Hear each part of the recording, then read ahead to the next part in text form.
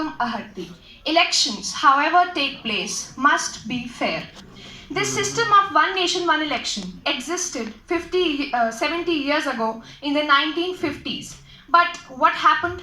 It changed. What were the factors? And have these factors been eradicated now that it's going to survive an eternity now? So I don't think these factors have been eradicated by the present government.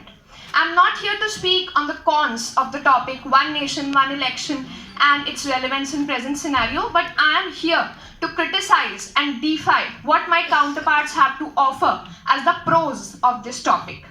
So one may argue that the frequency of elections will be reduced, but I would like to say that it is the frequency of elections which gives the people a fair chance to rectify their mistakes which they have committed in the last elections. The second would be better governance, that the government will have better governance and better policy implementation can take place.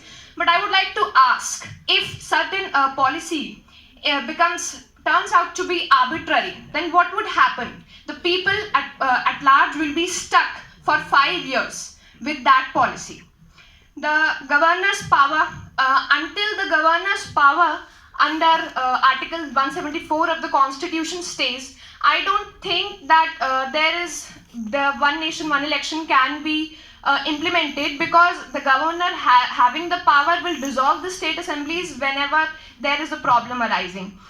The cost of elections, now many of my companions have argued that cost of elections will be reduced and parties will not be spending and etc. etc. But according to a report of Election Commission on this issue, parties will be spending much more on a single election. Why? Because for them it will be either a one-time chicken dinner or not even chapati at home. So in the present scenario, people are not used to a sudden change in the elections. People are not aware of the simultaneous election system which is going to be taking place.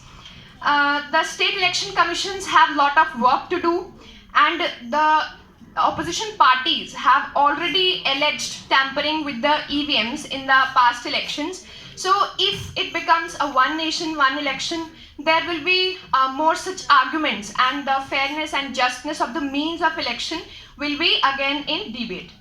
Now I've tackled most of the major arguments put by my companion here. Lastly, I would like to end my arguments with a rhyme. One nation, one election they proclaim, but it's a notion we must carefully frame. For diversity thrives in our land so vast, with differing voices from first to last. Thank you.